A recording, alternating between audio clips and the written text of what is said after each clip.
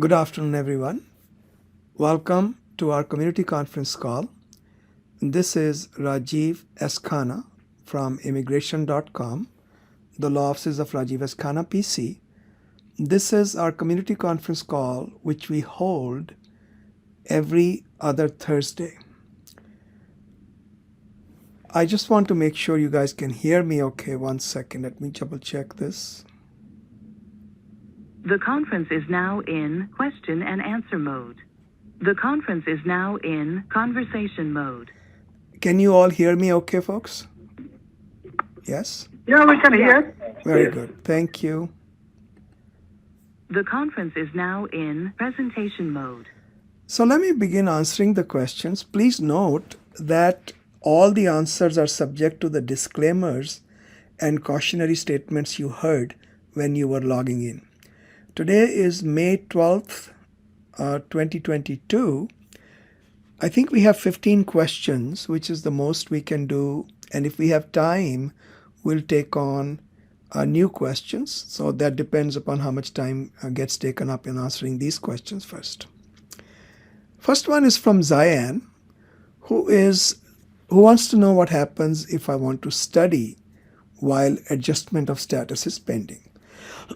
So one thing you all need to remember is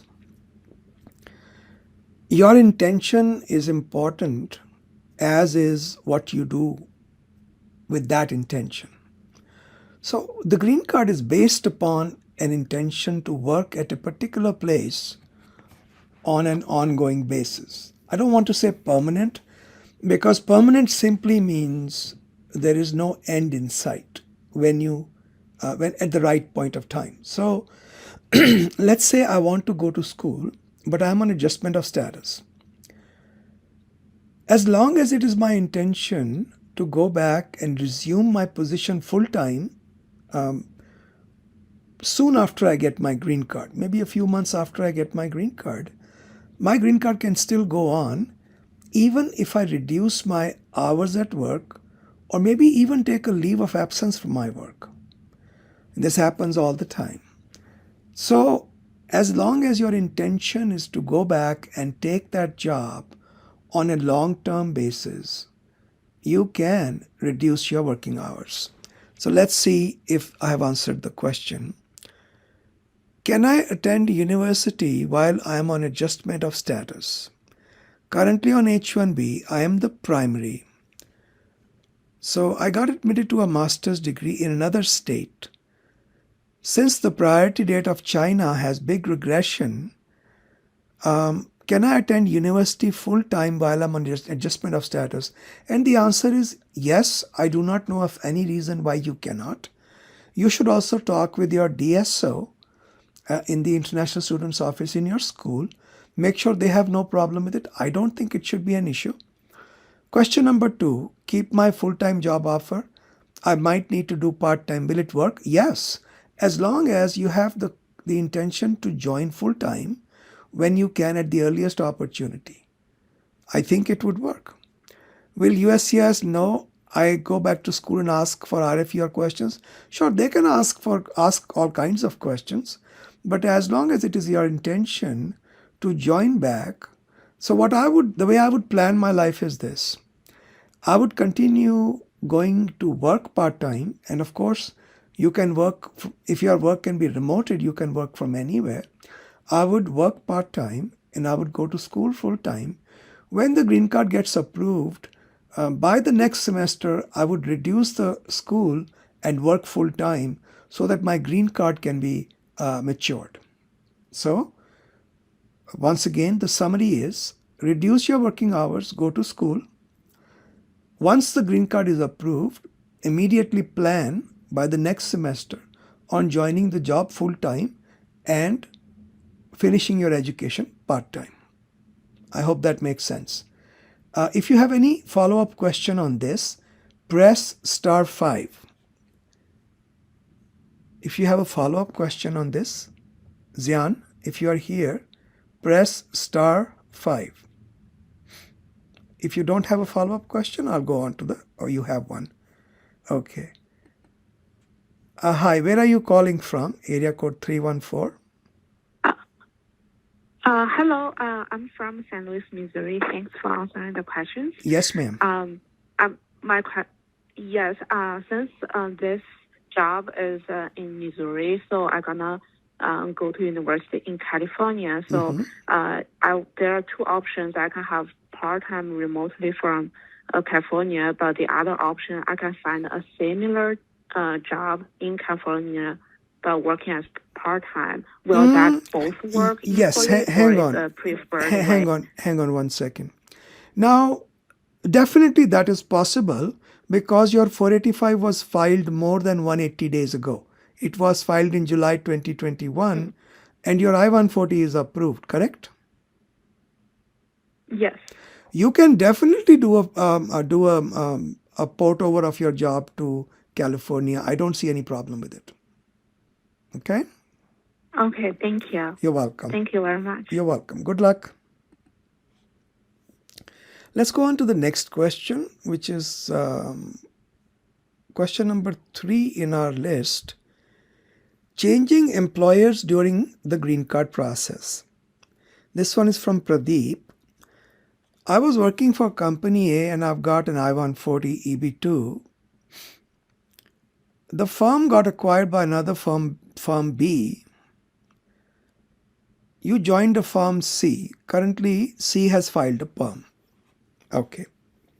Recently, old firm, which is company B, have reached out and want to hire me back. If I join company B, do they have to file PERM again or am I eligible to file 485 right away? If I rejoin company B, do they have to file any kind of amendment? Definitely. So we've done this recently. We had a company approach us. Actually, I was involved in the merger and acquisition process as well. We had to review and figure out what is the best way to do it. And it worked out fine. So what we did was, like your case, company A got acquired by company B. And the way we set up the transaction, working with the merger and acquisition lawyers, we made sure that company B became the successor in interest of company A. What does that mean? That's something your lawyers have to help you determine. Immigration lawyers, not your corporate lawyers. Work with your immigration lawyers for company B. Make sure company B is the successor in interest of company A. And if it is, then what you do is you file for an I-140 amendment. You don't do PERM again. You file an I-140 amendment and I-485 together. I hope that works.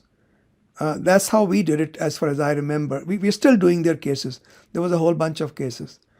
So *5 if you have a follow-up question on this. *5. Okay. Oh, here's one. Area code 551. 551, where are you calling from? Area code 551. Hi, my name is Pradeep, and I'm calling from Secaucus, New Jersey. Yes. How are you? And thank. All good. All good. Questions. So you understood what I said, right? So Makes sense? So yes, and I came to know is yes, the company has filed as in successor interest. Wonderful. Whatever you mentioned. Wonderful. Yes, that's one thing.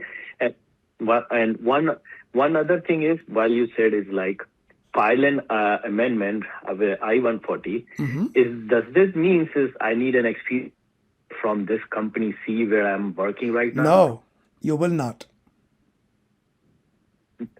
Okay. You will not. Okay. That's wonderful. And second thing is just one last question is, so when my PERM was filed, at that time my designation was senior developer. Now this company B, they are offering me senior technology officer. No, so does it still have to be same from You need to work that out with your lawyers. That can be accommodated, but I don't know. I think the right thing to do is to take up the job that was offered to you in the first place or very similar to that. And then after the 485 has been pending 180 days, take a promotion because then it will be a same or similar job. Okay? Okay, so So it's better to take the same position and then after 6 months. That's what I take a think. That's the promotion. way I would do it. Yes, sir. Okay. Okay, so I will talk to you. Yep. Yeah, I think very wonderful, and thank you for You're welcome. answering my questions. Thank Good luck. Good luck. Okay, so the question number 4 is filing I-485 a year after priority date becomes current. I might even want to post a blog entry on this because this has been asked so many times in the last 2 weeks. So here is the law as I remember it off the top of my head. So please don't quote me on this precisely. As far as I remember, this is the way the law works. The law says, if you have a mature I-140 where the priority date became current, you must file your 485 within 1 year or we won't give you further H-1B extensions. So we won't give you H-1B extensions beyond 6 years if you have not filed a 485 within 1 year of the date becoming current. But here is something interesting. Remember this. If during that 1 year the date slide back again, your countdown is back to 0. So you have another year when the dates become current again. Okay? That's the way I understand the law, or I remember the law. Second thing, a lot of the people have this very easy way to do it. What if your dates are current, but you're working with another employer? Obviously, you cannot file 485. In those cases, they will give you H-1B from year to year. That's my understanding. Okay, it might even be 3 years. I'm going to argue for 3 years because that I-140 should be disregarded because you don't even work for that employer. I don't know how that would play out, but certainly that's the way I would approach it. So let's see what the question is. My green card date is 2013, moved to company B. They filed for labor cert, COVID delays. Date is current. Can I file I-140 and 485 parallelly? Well, first of all, you can't file 485 if you're not working for the company that sponsored you, or if that company is not applying or helping you apply for a 485 based upon their intention to have you join them back. Review our frequently asked questions.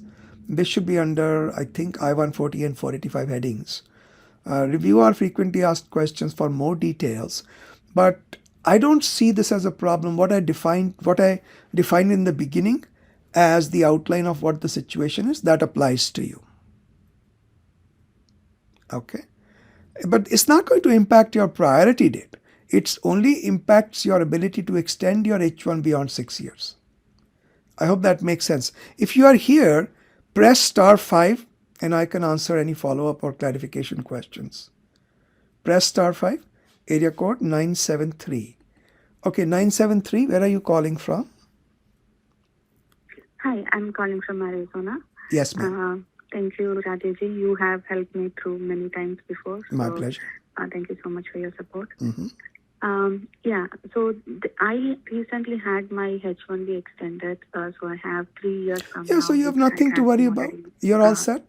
You have nothing to worry about. So there is nothing that I lose my badge because my badge date is 2013. Nothing like that. Just chill out. You're fine. I'm fine. All right. Thank you so much. You're welcome. Thank you so much for your support. You're welcome. I just want to reiterate that for further clarification, that it has no impact on your priority date.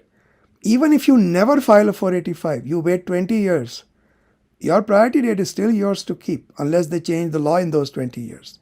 If today's law goes on for the next 20 years, you have unlimited time to file 485. Your priority date does not get affected, okay? Next question, which is number 5. So this is a dilemma, I-485 supplement J, interfiling, etc. So I downgraded to EB3. I got a receipt from Nebraska. My case got moved to NBC with interfiling of medicals. Now EB2 is current. I took a promotion. So my lawyer first filed 485J for job portability. Okay. My attorney was planning to interfile after we received the receipt number for the job portability. We don't know where the case is pending. Since I haven't interfiled, is my green card still valid? Can USCIS approve without interfiling? So here is the problem. It used to be that if you did not interfile and filed a 485, whether you filed it with a downgrade or you filed it with an EB2 case, USCIS would normally automatically give you whichever approval comes first if your downgrade has been also approved.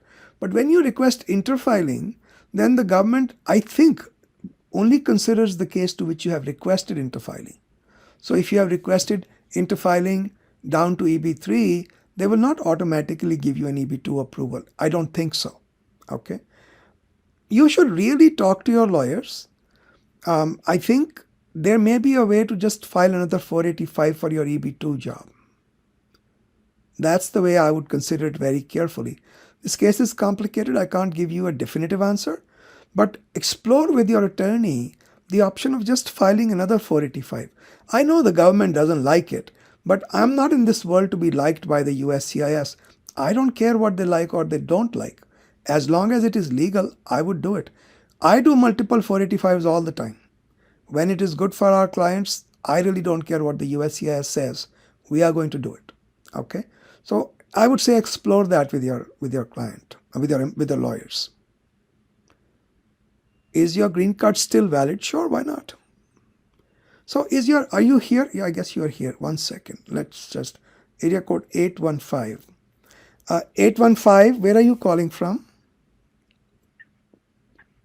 I'm calling from Iowa. Iowa. Okay, this is your question? I have a similar question. Okay, this is not your question?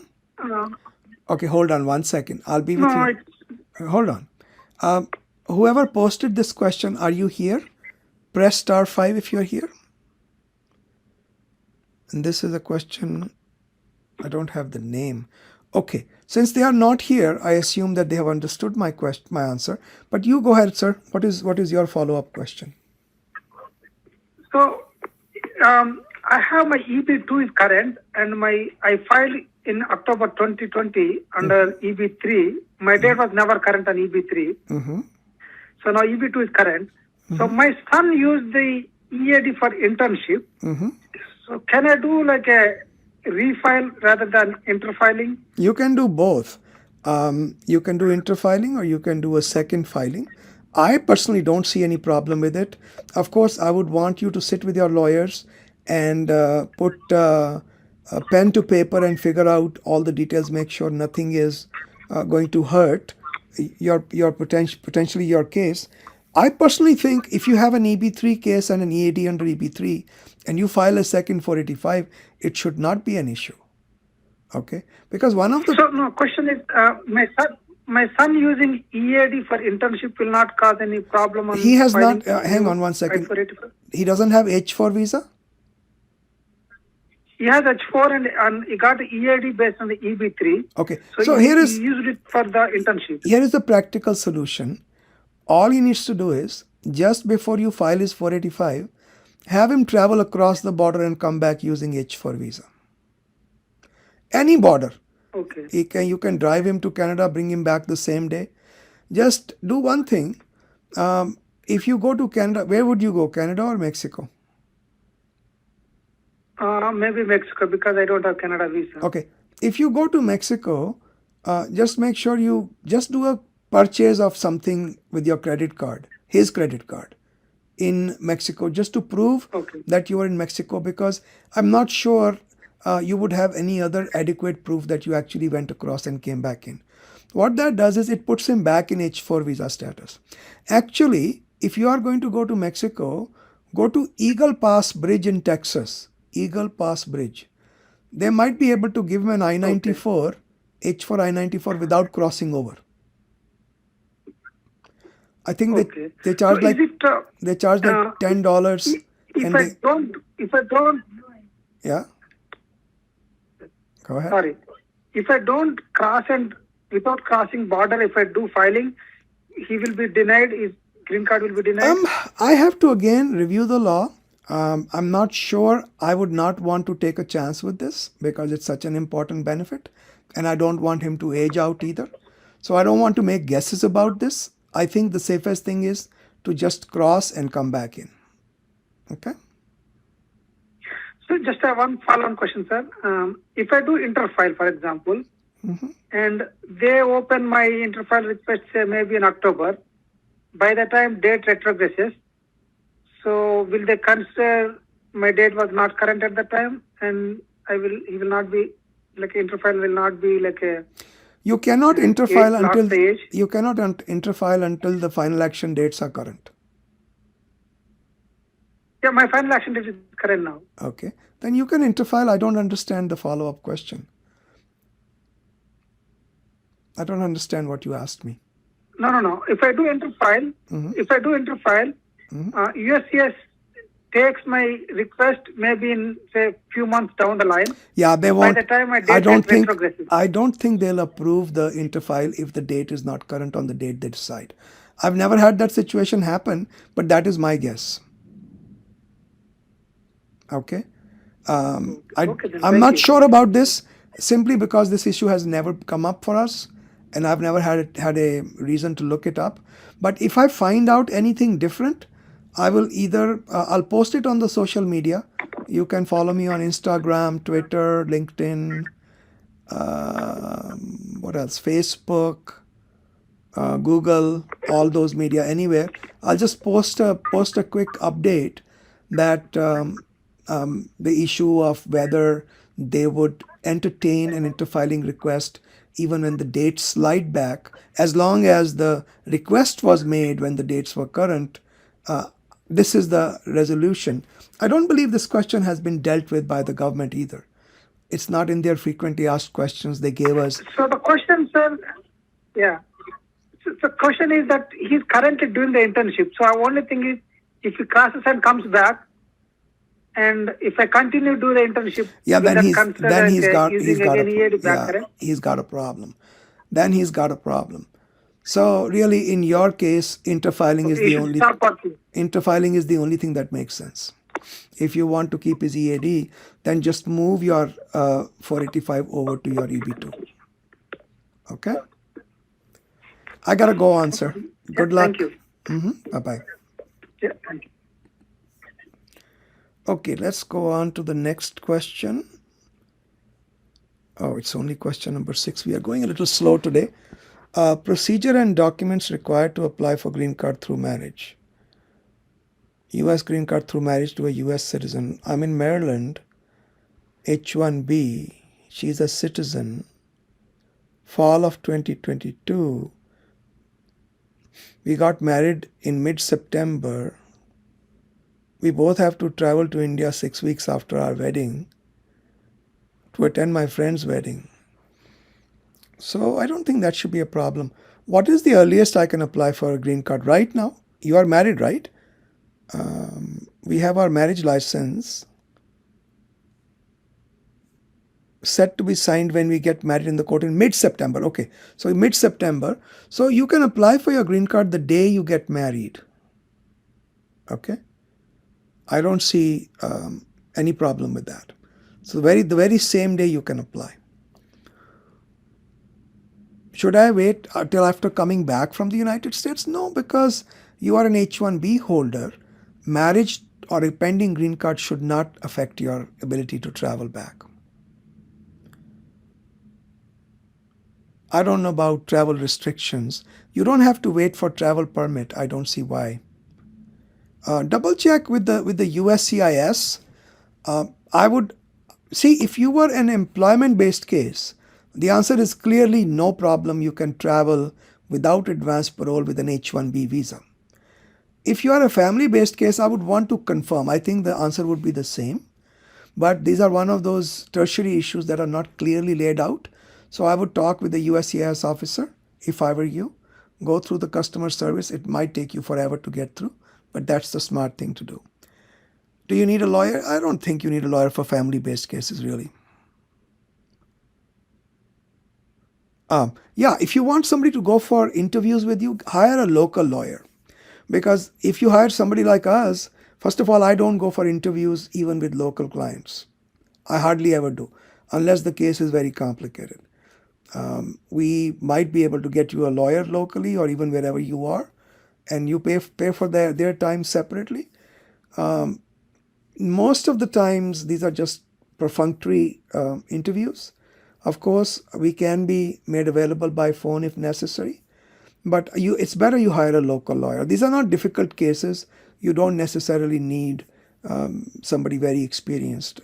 As long as they have done a few of these green card cases before, they tend to be fairly straightforward. You need birth certificate, marriage certificate, that's pretty much all. They will definitely conduct an interview. Marriage-based cases, pretty sure they will. And you can switch jobs. You can get another H-1B, get an H-1B transfer even while the green card is pending. That's no problem. *5, if you have a follow-up question on this, press *5. Going on to question number 7, H-1B lottery, changing job and employer before H-1B is filed. You cannot. You cannot. The problem is, first of all, your first H-1B must be filed by the employer who won the lottery for you. If that is not approved, you are still under quota. If that is approved and revoked before October 1st, USCIS says you are back in the quota. So it is dangerous to change before October 1st, in my opinion. *5, if you have a follow-up question on this, *5. Okay. Question number 8. Can beneficiary or employer file I-485 with the I-140 with the previous employer? No, you cannot. You cannot port I-140s over. If you had an ex-employer and they got the I-140 approved, you went over to Y did not start your green card, you cannot file 485 through Y, even if the roles are the same. *5 if you have a follow-up question. Okay. Question number 9. FICA taxes. I know nothing about taxes. Sorry. That one is out. Question number 10. Parent I-539 application to extend pending. This is a complicated issue. Okay. So government has been acting illegally, in my opinion. If you want to read my opinion, Google my name, Rajiv S. Khanna, Economic Times. I have a detailed opinion on this. So read that, but I'll go over your case real quickly. Mother traveled back in March 2020. So she's been gone over a year. Oh, she visited you in March, but she left. We timely filed extension, got the receipt. We requested 5 months. Return date. Okay. So she went back to India in March 2021. You got a biometric appointment. Yeah. So government has actually been creating a lot of problems for these kind of cases. They are saying that the visa is now cancelled. So it's a tough situation. How the heck do you find out whether the visa is cancelled or not? Because it is cancelled invisibly because of something called Section 222G, as in girl. So in my view, this is a wrong application of 222G. Since she's been gone over a year, you're going to have to take a risk. I would say if she wants to come back, first of all, you can try to contact the consulate and see if they have a problem with the use of that visa. That might lead them canceling the B visa, saying, "Oh no, you overstayed your B2 status." I think that's the wrong decision. So one way you can do it is reach out to the consulate, make sure the visa is still valid. And if they send you an email saying the visa is still valid, you can take a printout of that to come to the United States. And if you want to do it a little bit differently, you can just travel, but travel and get your immigration clearance done in Abu Dhabi. Because if you get your clearance done in Abu Dhabi, if they deny you entry into the United States, you just fly back from Abu Dhabi. You don't have to come 20 hours to have to fly back 20 hours. So I think that's the practical solution. 1, contact the consulate. 2, take a chance without contacting the consulate, but clear it through Abu Dhabi. Star 5, if you have a follow-up question on this, star 5. Okay. Question number 11. Filed an EB3 downgrade in 2020. Dates became current April 1st this year in EB2. Did not file in EB2. I was waiting for 485J receipt for a promotion. Meanwhile, my 485 got approved with, I don't know what COA E26 means. I'm assuming that's employment-based category 2. And E27 also received my physical card. How can you submit an interfile request now? You already have a green card approval. I don't see any need for you to do any of that. Okay? So in my view, you're all right. Just keep a copy of your documentation that you had prepared, so that at the naturalization interview, this is a problem with the USCIS procedures. If they approve your green card too quickly, you can't submit 485J. So in my opinion, nothing needs to be done. Just document the fact that the jobs are same or similar, and that you are planning to file the 485J. Even correspondence with your lawyers is enough, and that should take care of it, in my opinion.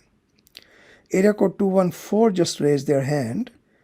214, where are you calling from? Hi, I'm calling from Philadelphia. My question is not maybe directly a follow-up to what you mentioned, but it is related to the green card process. So can I ask right now? You're going to have to wait, ma'am, unless the question is a direct follow-up. Wait till the end of the call. We still have some time. I should be able to answer new questions, okay? No worries. Thank you so much. Sure. Okay. So then, porting priority date from current employer to a new employer in a new career field, not a problem. So I have my first degree in biology and chemistry. Let's say I got my I-140 approved as a biologist.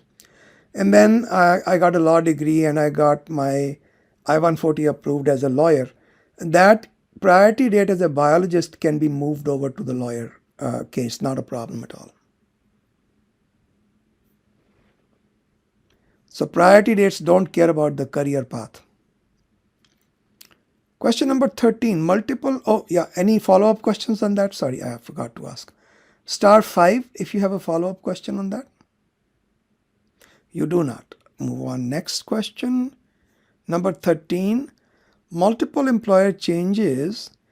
Can one use the old I-140? No, you cannot. That's easy to answer. Star 5 if you have a follow-up question. Okay, area code 214. 214, go ahead please. Can you hear me, Rajiv? I can hear you just fine. Where are you calling from? Okay. I'm calling from Northern Virginia. Northern Virginia. Okay, our neighborhood. So what's up? The subject maybe not is aligned with the matter that I have. Then you wait. Actually, the same company got acquired. Okay, then wait until the end then. Okay. Only follow-up questions that are directly related. Next question, number 14, I-539, delays in spouse's H4 extension. My H1B was extended. We filed H4 out online. If she travels to India, her I-539 will be cancelled. Yes. Will USCIS refund the fees? No. If she has to get H4 stamped in India, Will she have to start a fresh H4 application, or she just needs to get her... No. You are confused about this. To get her H4 visa, she only needs your H1 approval. She doesn't need her H4 approval.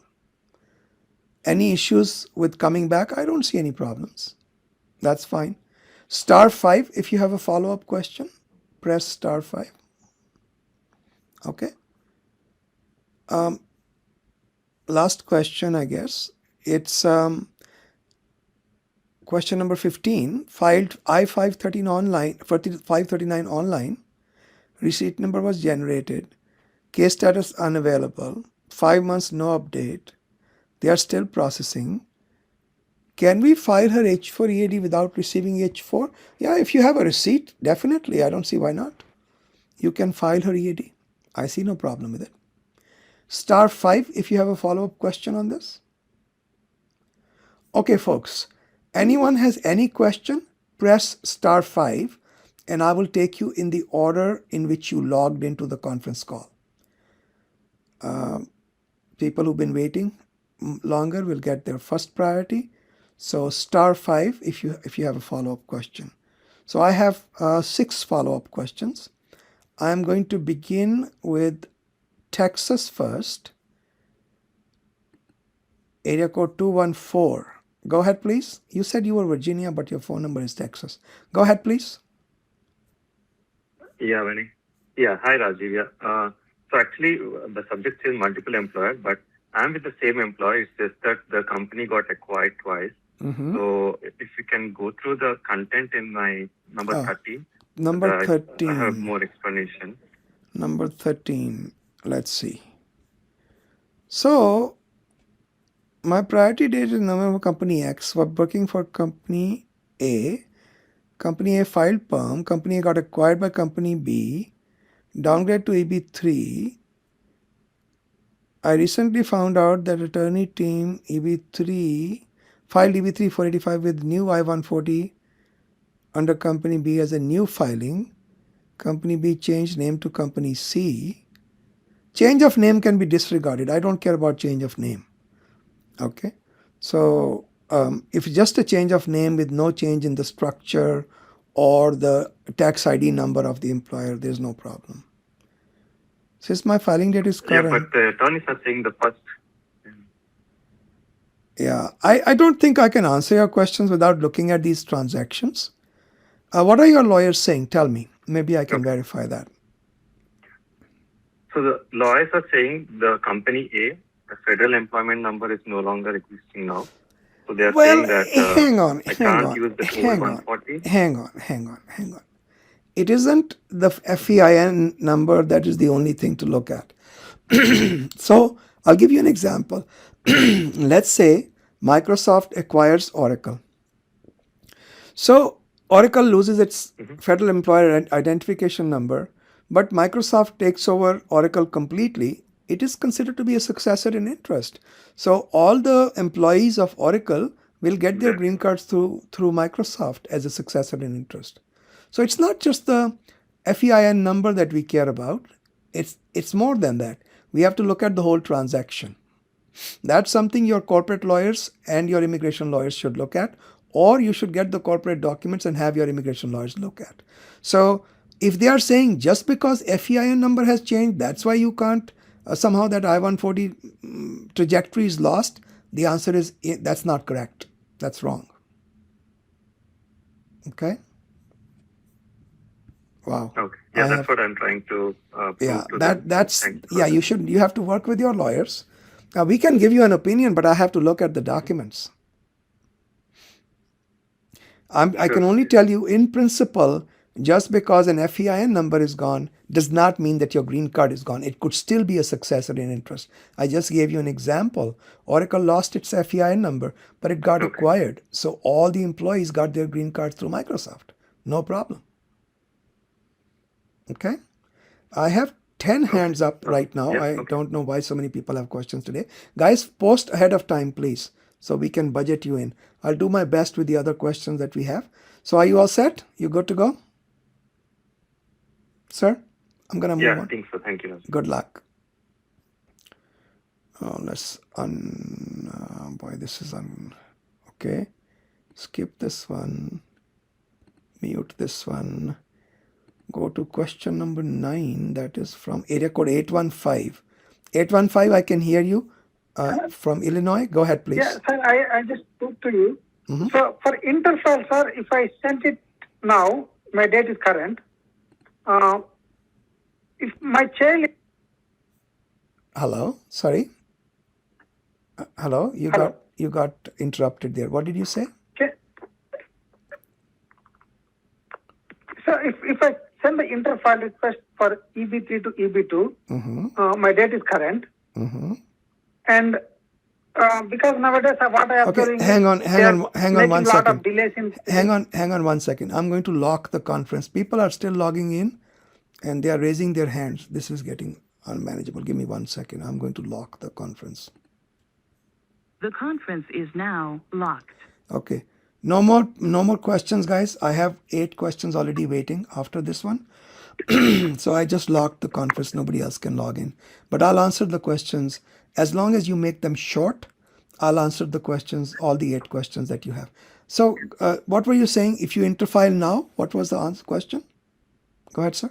So if interfile now, and because what I'm seeing is the receipt numbers are getting delayed.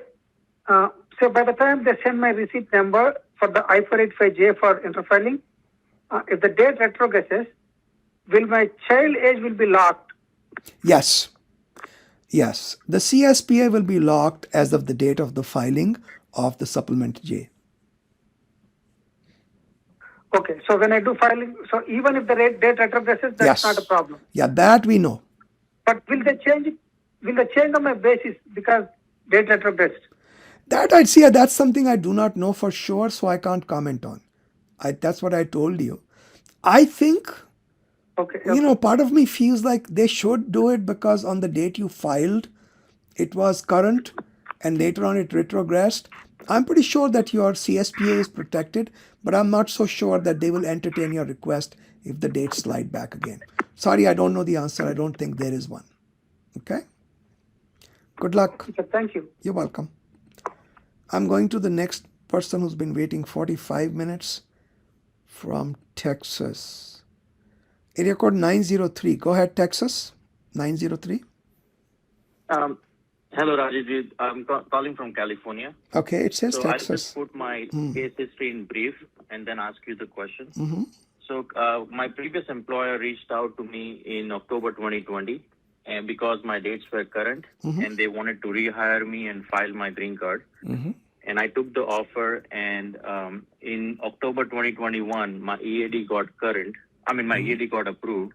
So I joined the previous employer, but I continued with the current employer as well because I was working remotely and both employers were okay for me to support both of them. In March 2022, the other employer who didn't file the green card also had I-140 approved for me, asked me if I would like to go interfile with them if they give me a better offer. So I chose to go with them. They filed 485J, AC21. Within a few days, the green card got approved. And the 485J was never receipted. Now, I still work for both of them. Okay. But we just got 485J receipt after 2 months. What I would do if I were I'm you... just trying to see what should be done. Hang on. What I would do is, I would join the employer through whom you have filed your 485J. I don't care if it was receipted as long as you can prove it was filed. And you join that employer, you are fairly safe. I don't see any problem. Okay? Yeah, I've been working since then without any breaks. Yeah. I'm also working with the 485 original employer. Yeah. My question is when I'm now getting a third offer? Sure. You're getting a third offer? Yeah, I'm getting a new offer. So I wanted to know if I can leave both of them and join another company. I think you can. But 485. I think you can. This is a little complicated. I would hang on, sir. Hang on. I would want you to set up a consultation with me because I need a little bit of time to explore the case with you and tell you what the pros and cons are. We don't have enough time. I've got 8 other people waiting right now. So But I think it Sure. is possible. If your own lawyers are not competent or you don't believe their advice, I would say set up a call with us, but I'm not going to tell you something that's rocket science. Your own lawyers can give you the advice that you need. So I personally think you can, but carefully consider it. It is possible, but it is advisable. I do not know. Okay? Good luck. So green card is approved. I understand that, sir. So I have understood that. Yeah. I have given you my answer. Okay. You either Okay. set up a call or talk to your own lawyers. Good luck. Sure. Okay. Okay. Now, let's go on to the next one. Guys, keep it short. I will not be able to answer all your questions simply because we have a limited amount of time here. You keep it short, I will answer them or at least guide you. Now, next person who's been waiting 45 minutes as well, Ohio, 614. Go ahead, please. 614. Hello, Rajiv. Good afternoon. Good afternoon, sir. I won't take much time, just a couple minutes, and you already answered my question number 12, which is regarding carrying my priority date, which in case, if I change to a different field Yes. of employment. So, like as I said, I've been in the chemical field since graduation, and then, based on your answer, I was clear, like, even if I go to an IT field, No this problem. time with right documentation, there shouldn't be any problem going forward. No issue. Okay, All that's right. all I want to know. Good luck. Thank you, sir. You're welcome. Okay, let's go on to the next one. Also waiting 45 minutes. From Jersey City, New Jersey. Go ahead. Area code 201. Go ahead, please. Hi, Hi, Sandeep here. I have a question about EB2, EB3. So I have EB2 I-140 approved from 2013. I ported to EB3 in 2020. I got the EAD and advanced payroll card, combo card, in 2021. But my I-140 was not approved for EB3. So I traveled to India for H1 visa stamping, and I got a 221G on it. And after 221G, I got RFE on my EB3 I-140. I was thinking to travel back on the AP advanced payroll. So I want to know, is it safe? Is it okay to travel back? Okay, so let me Because I have understand. an RFE Okay, and hang 221G. on. First of all, what do your lawyers say? My lawyer said it's okay. Okay. Now let's look at No issue to travel back. let's He look did at not receive the RFE details yet. okay, let's look at have you received a 485 denial yet? No. Okay. You are planning to travel back on AP or H1? H1 221G is pending. So you cannot want to wait travel now. on AP? I want to travel back on Okay. AP. Now, was your 485 ported to the denied case? No. So this is what I understood you to say. You applied for your I-140 was under EB2 first, right? Yes. Okay. Then you applied for EB3 downgrade I-140. Yes. And at the same time, did you ask for a interfiling to the EB3 case? I think they created a new I-140. I do not know how the process. Okay, it's not the new I-140. But my lawyer said if I come. Hang on. You filed your 485 with the EB2 petition, right?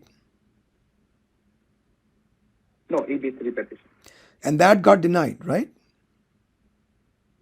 No. So my 485 did not get denied yet. I No. filed Okay, hang on. 485 with EB3. No. Stop. You're making it unnecessarily complicated. Just answer my questions, yes or no. Okay, because I asked you the same questions and I got conflicting answers. You filed your EB2 I-140, it got approved, correct? Yes. Then you filed for an EB3 downgrade, correct? Correct. Okay. When you filed for the EB3 downgrade, I'm hoping that they filed it as a new I-140, not as an amendment. So assuming that to be the case, at that time you also filed a 485? Correct. So your 485 is attached to a petition that has been denied.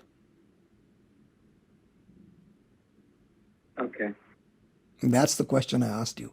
And that's the answer I'm giving you. Your 485 is no longer any good because it is attached to a petition that was denied. I do not think you should travel on your advance parole. Okay? Hang on. I'm sorry. Okay, I'm going to give you 1 more minute. If we are not able to get the facts, set up a consultation with me or talk to your own lawyers. 1 minute. Tell me what I'm not getting right. Okay. So my I-140 got RFE, request for evidence. Not denied yet. But did not get anything about the 480. Not denied yet. Okay, if it's still under RFE, you can use it. No problem. That's what I got wrong. That's what I'm thinking. Yeah, that's what I got wrong. I thought not, the I-140 was denied. Okay. If it is not denied, the EB3, No, I-140 has RFE on it. Then I see no problem with traveling on advance parole. I think that's fine. Yeah, but my lawyer did not get the RFE document yet. So I'm wondering, is it okay because I want to travel Yeah, back that should be by fine. May end. That should be fine. I don't see any problem with that. Okay? Good luck. And there is no relation between 221G and AP. Okay, thank you. No, there isn't. There isn't. 221G is only about visa Thank stamping. you very much, sir. You're welcome. Good luck. Excellent. Okay, let's skip this one. Waiting 46 minutes. Florida. All right, folks. Florida. Area code 813. Go ahead, please. 813. Yeah. Hello, Rajiv sir. Sat Shri Akal ji. Sat Shri Akal ji, ki haal chal hai? Bahut badhiya, sir. I won't take much time because I'm having the same questions what other people are asking, but I don't know if mine is same case or not, but I'll summarize it. All right. Initially, I filed my case into EB2 and I got my 140 approved also way back in 2013-14. And now when in 2020 the dates get current for EB3, I downgraded it with 140 approved again. And now One quick question. One quick question. Was your second I-140 filed as an amendment or as a new I-140? That's important. I think it was, I don't remember. I think it was an amendment. See, but I need to ask with my amendment lawyer is a if they- problem because amendment destroys the old I-140. Whereas a new I-140 gives you two viable I-140s. Okay? So that's I'll check it. But in case if they have filed a new one, then it's okay. If most they have lawyers, filed, most the lawyers, amendment, then- most lawyers have filed new I-140s. Yeah. Okay. Yeah, now what happens is EB2 gets current now, right? So I have already asked like 10 days ago to my lawyer that let's upgrade it back to EB2. Sure. I'm just checking it with them if they are filing it or they are filing a new. How would I know that? You just ask them. There's no other way for you to know. Unless you ask them, you wouldn't know. Okay. Good luck. Okay. And the second question is switching a job from during this process, is it a good idea or not? Let's see. Remember, your portability period of 180 days begins from the date you file your interfiling request. So the 180-day clock starts again. If you change before that, there are possibilities of problems. But that's a long discussion, which I don't have time for here. But this I can tell you, that your portability clock starts again from the date the government receives your interfiling request. All right? You mean to say when I downgrade it to EB3? Now when you upgrade it, it will be again a request to upgrade, which will be used, you'll be using supplement J for that. And again, your time period will begin to run from the date the government receives that request. Ask your lawyers if you don't understand, okay? Then it's not. Yeah, I have a limited period of time. Thank you so much. Good luck.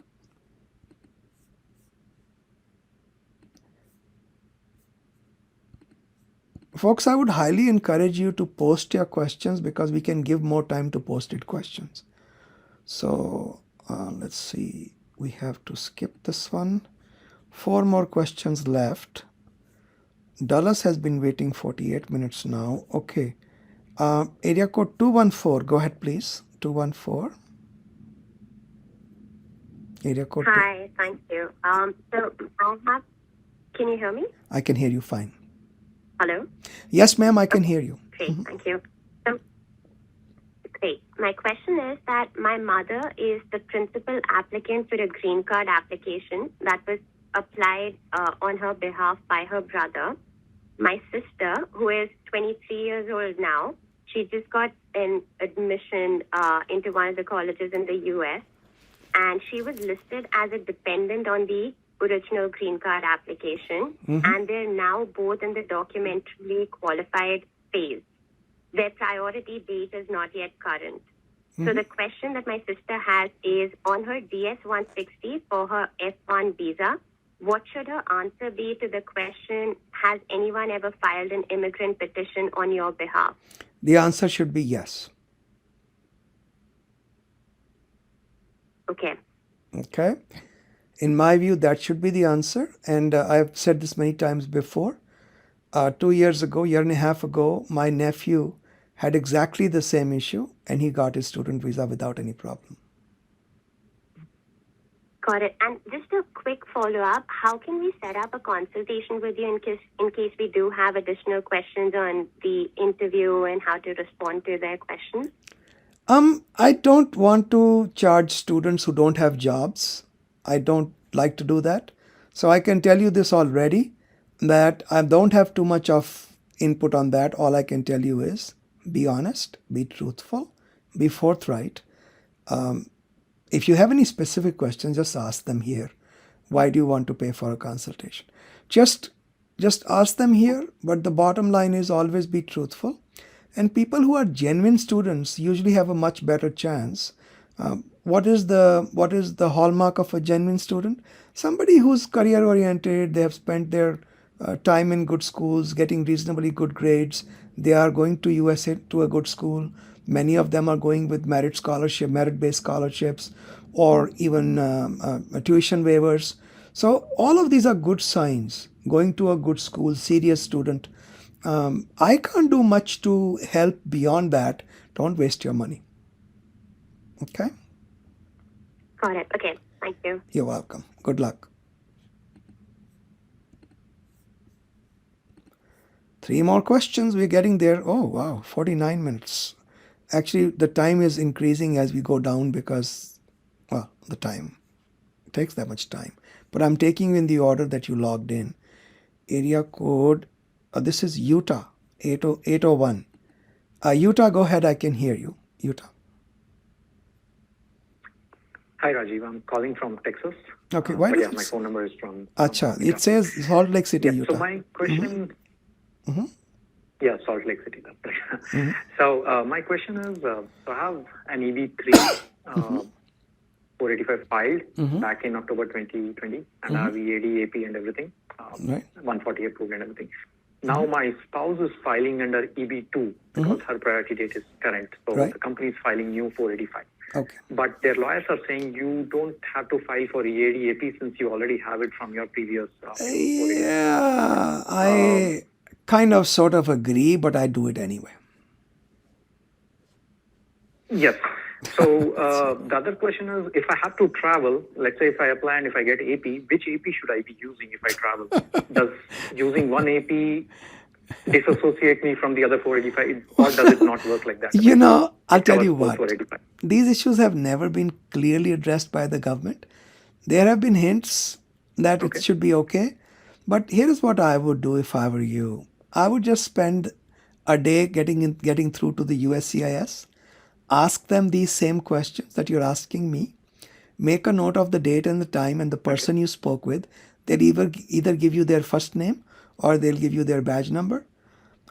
Note down what they said and follow those instructions. I personally think it should be okay to travel on either advance parole, but I won't bet on it simply because we don't have any clarity, and immigration tends to be more technical than commonsensical. Okay? Okay. All right. Good luck. Thank you. You're welcome. 2 more questions, guys. Let's do them. And this one is from Jersey City. Go ahead. Area code 201. Area code 201. Go ahead. Hello, Rajiv ji. Hello. Are you able to hear me? Yes, sir, I can. Go ahead. Rajiv ji, are Please. you able to hear me? Yes, I can hear you. Okay. Rajiv ji, the question is regarding traveling to Canada or Mexico on the expired visa stamping. I'm on H1B. I have got my I-140 approved and my I-797 is valid till March 2023. The same is the case with my wife. She also got approved I-797 that is valid till April 2024. But earlier she worked on H4 EAD. Earlier she was having H4 and she has got her expired stamp on H4. So now we are planning to travel to Canada. Okay, hold on one for second. less than 30 days. Hold on one second. Yeah. You're not going to apply for a visa there, right? You're not applying for H1, H4 visa? No. Okay. And both of No, you have nothing like that. We I-90, just want to- both of you have I-94s that are valid? Yes. Okay. So you will be covered under automatic visa revalidation. Write that down. Automatic visa revalidation rule, which says people like you who have an I-94 can travel for less than 30 days to any contiguous territories like Canada or Mexico without a visa stamp. Your re-entry will be done based upon your I-94. No issues. Okay? This is a tried and tested procedure. Great. Thank you so much. You're welcome. No worries. Good luck. And the last question of the day, let's get to that. This one is from Michigan. Yes, Michigan, go ahead, please. Area code 248. Hi, this is Rohit. I had a question regarding OPT travel.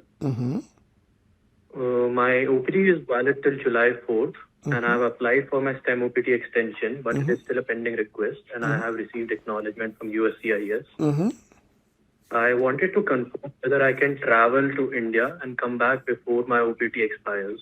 Okay, so I have a fairly detailed infographic on this on my blog. Are you at a computer right now? Okay. Are you at a computer? I am, yes. Go to immigration.com. Okay. And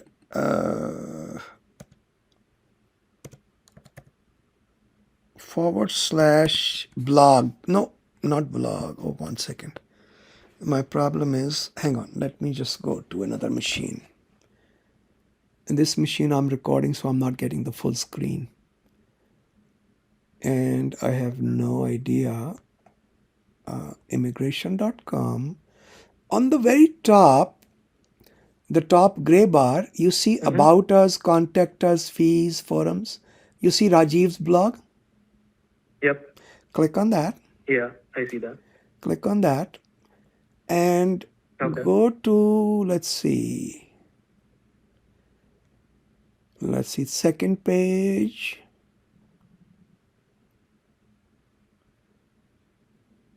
No, third page. Go to third page, and the very first entry on the third page is F1 students travel during OPT or H1B process. You see that? Okay, I got it. Yeah. So there you have an infographic, and when we look at your situation, so under STEM OPT applied, and first year OPT is still valid. Okay. Right. That would be your situation. Right? Okay. So take a look at that, and if Yep, you still I have got it. questions, we can talk again. All right? Yeah, sure. Thank you so much. You're welcome. Good luck, sir. All right, folks. Good talking to all of you. Those were all the questions today. Thank you for being here. It's always a pleasure talking to you. I'll see you again in 2 weeks. Bye-bye.